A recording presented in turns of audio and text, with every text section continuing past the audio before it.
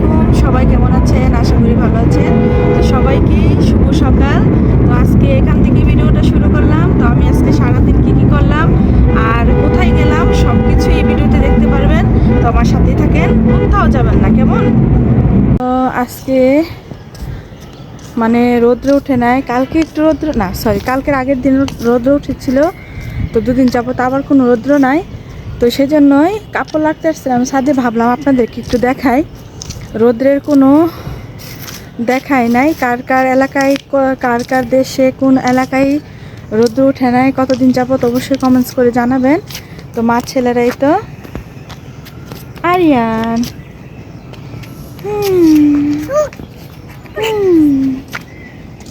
তো ছাদের উপর আসলাম, ঠান্ডা বাতাস, তারপর গোসল করলাম, ভালোই লাগতেছে, খারাপ লাগতেছে না। ওই তো দেখেন বাচ্চারা ওইখানে আগুন ধরাইছে, ধোঁয়া উঠতেছে, প্রচুর পরিমাণ ঠান্ডা, সেই জন্য পুকুর পাড়টা অনেক সুন্দর লাগতেছে। পানিগুলা কেমন ঘোলা ঘোলা লাগতেছে জানি না। তো আরিয়ান ছাদ থেকে যেতে চাচ্ছে না, এখানে খেলাধুলা করতেছে। আর এদিক দিয়ে তো কি বলবো, দেখেন পরিস্থিতি।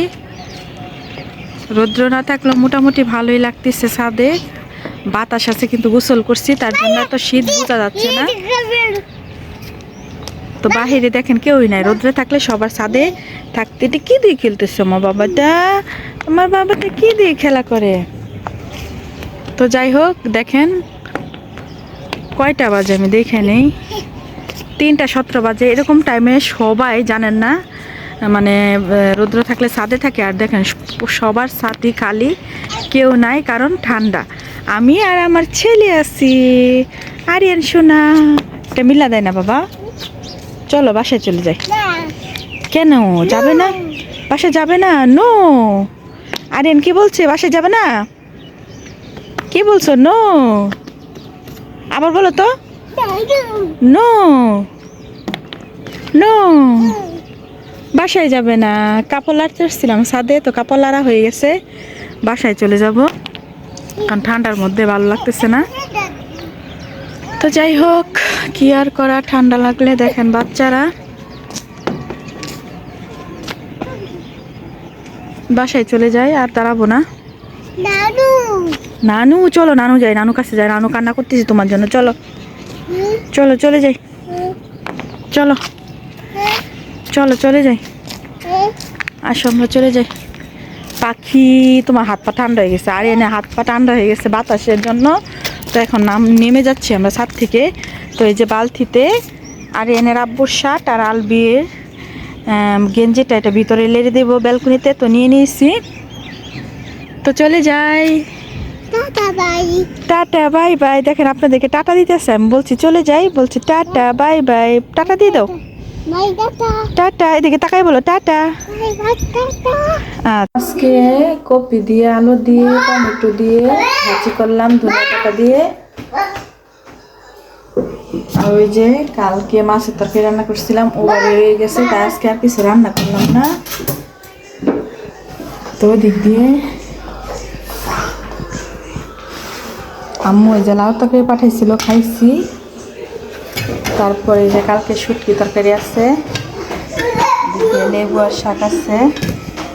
তো এখন উপরে যাব কাপড় লাগার জন্য। তো রাত্রে 3টা বাজে, আমরা লং ড্রাইভে যাচ্ছি, আর একটা বিশেষ কারণে যাচ্ছি। তো যেখানে যাব তারপর আমরা বলবো যে আমরা কিসের জন্য যাচ্ছি। তো যে উদ্দেশ্যে যাওয়া, সে উদ্দেশ্যের জন্য যাচ্ছি, আবার ঘুরতেও যাচ্ছি। তো সকালবেলা ভোরে কুয়াশায় কিছু দেখা যাচ্ছে না, সরি সকাল না, 3টা বাজে। তো এই তো গাড়িতে উঠে পারলাম, আল্লাহর নাম নিয়ে যেন বাসায় ভালোভাবে ফিরতে পারি। ওই দিক দিয়ে আল্লাহর নাম করে গাড়িতে উঠে পড়েছি। তো গাড়ি তো ছেড়ে দিয়েছে, যেখানে যাব সেই গন্তব্যে। তো কোথায় যাই, কি করি, সব কিছুই দেখতে থাকুন। আর যেখানে যাব বিশেষ উদ্দেশ্য, সেখানে যাই আপনাদেরকে বলবো। আর এদিক দিয়ে আরিয়ান কার্টুন দেখতে দেখতে যাচ্ছিল, তো বসে বসে। তো আরিয়ানও বিরক্ত করতেছিল না। আর এত পরিমাণের কুয়াশার জন্য রাস্তায় কিছুই দেখা যাচ্ছে না, সামনে একটা গাড়ি আসলেও দেখা যায় না। কিন্তু সুবিধা হয়েছে যে পাশ থেকে গাড়ি আসে, আর এই দিক থেকেই তো এক সাইড দিয়ে রাস্তা দিয়ে গাড়ি আসে, আর এক সাইড দিয়ে গাড়ি যায়, সেজন্যই কোনো দুর্ঘটনা হওয়ার কোনো চিন্তা নাই, তারপরে সাবধান থাকা উচিত। আর যেহেতু কুয়াশা, তো সাবধানে গাড়ি চালাচ্ছিল, আর আমাদের ড্রাইভারটা অনেক ভালো। তো যাই হোক, নিজস্ব মানুষ নিজস্ব লোক। তো আরিয়ান চিল্লাচিল্লি করতেছিল, তো কার্টুন দেখতেছিল, আর আমি কথা বলতেছিলাম, সেই জন্যই। যাই হোক, তো আমরা যাচ্ছি, আপনারা দোয়া করবেন যেন ভালোভাবে বাসায় আসতে পারি।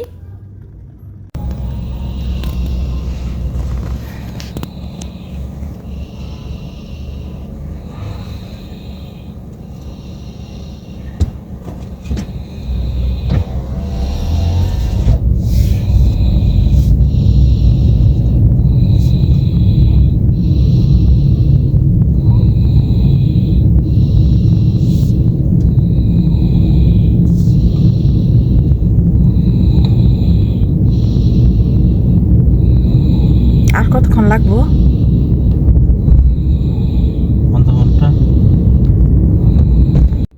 তো ওই দিক দিয়ে আমরা প্রায় কাছাকাছি চলে আসছি, তো গন্তব্যে পৌঁছে যাচ্ছি। তো আর কিছুক্ষণ পরে আমরা গন্তব্যে চলে যাব।